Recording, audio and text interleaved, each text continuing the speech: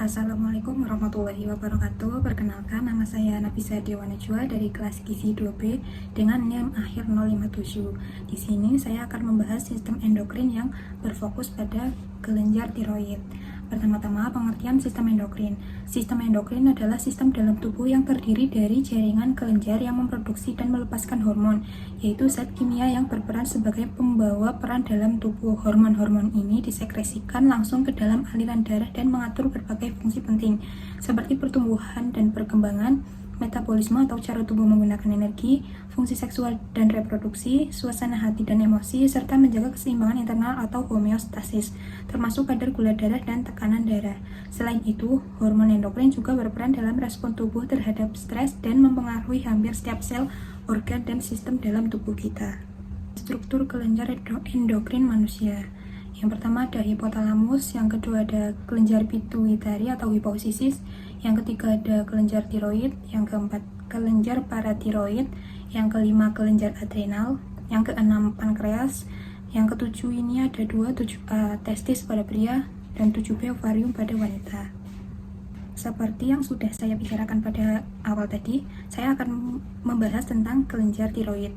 Kelenjar tiroid adalah kelenjar endokrin berbentuk kupu-kupu yang terletak di leher, tepat di bawah cakun. Kelenjar ini memiliki dua lobus yang terhubung oleh isthmus, jaringan tipis yang menghubungkan kedua sisi kelenjar. Kelenjar tiroid terdiri dari unit fungsional yang disebut folikel, yang menyimpan hormon tiroid dalam bentuk tetesan kecil.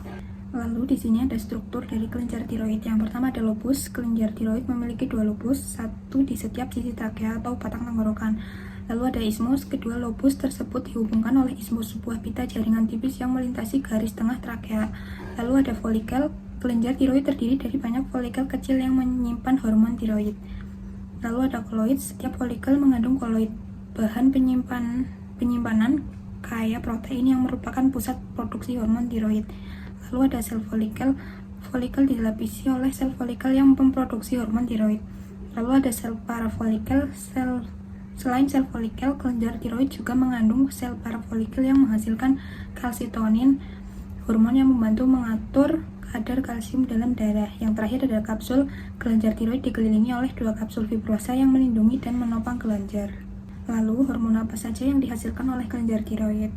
Yang pertama ada tiroksin atau T4, merupakan hormon utama yang diproduksi oleh sel folikular tiroid, mengandung 4 atom iodium, bersirkulasi dalam darah dalam jumlah besar, tetapi aktivitas biologisnya lemah. Diubah menjadi T3 atau triiodothyronin di hati, ginjal, dan jaringan target lainnya. Fungsi tiroksin mengatur metabolisme basal atau energi saat tubuh istirahat, meningkatkan konsumsi oksigen dan produksi panas, berpengaruh terhadap pertumbuhan dan diferensiasi sel, terutama pada anak-anak.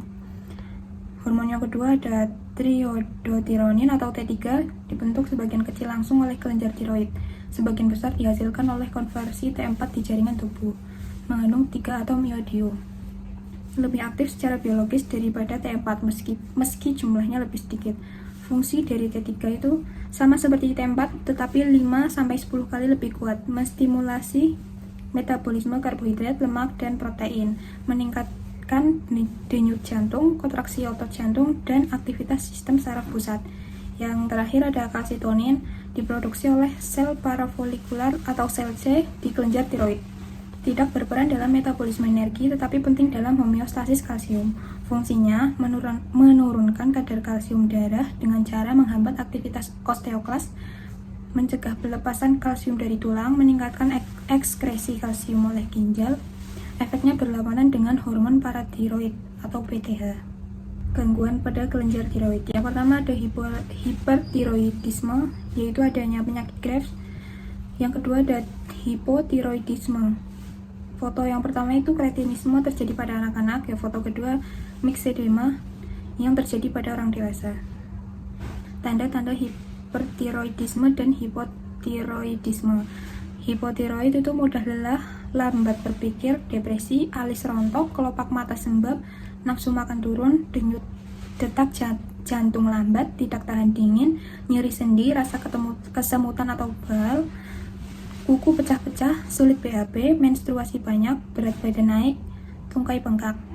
Kalau hipertiroid, sulit tidur, sulit konsentrasi, mata menonjol, pipi merah, nafsu makan naik, gondok, sesak nafas, detak jantung cepat, tidak tahan panas, gatal-gatal, berkeringat banyak, gemetaran, sering diare, menstruasi jarang atau sedikit, berat badan turun. Tips menjaga kesehatan tiroid dengan pola makan sehat dan seimbang seperti konsumsi makanan kaya yodium, batasi konsumsi makanan olahan dan tinggi gula, dan penuhi kebutuhan vitamin dan mineral. Lalu ada olahraga teratur, berolahraga secara teratur, dan lakukan latihan kardiovaskular, kekuatan, dan fleksibilitas. Yang terakhir ada rutin periksa kesehatan tiroid dengan tes darah.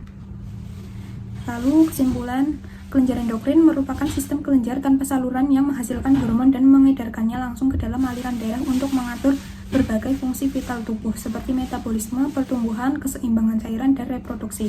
Salah satu kelenjar endokrin terpenting adalah kelenjar tiroid yang terletak di bagian depan leher dan menghasilkan hormon T4, T3, dan kalsitonin.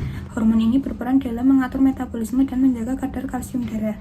Gangguan pada tiroid dapat menyebabkan hipertiroidisme seperti pada penyakit Graves yang ditandai dengan jantung berdebar, berat badan turun, dan mata menonjol.